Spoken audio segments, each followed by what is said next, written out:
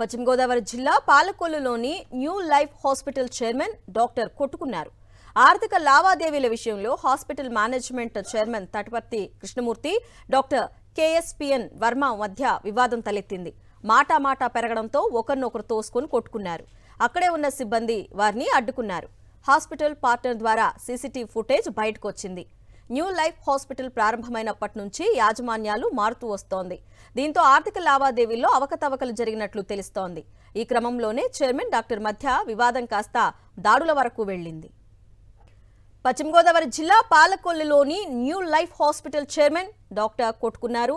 ఆర్థిక లావాదేవీల విషయంలో hospital management chairman Tatavarthi Krishnamurthy, doctor KSPN Varma మధ్య వివాదం తలెత్తింది.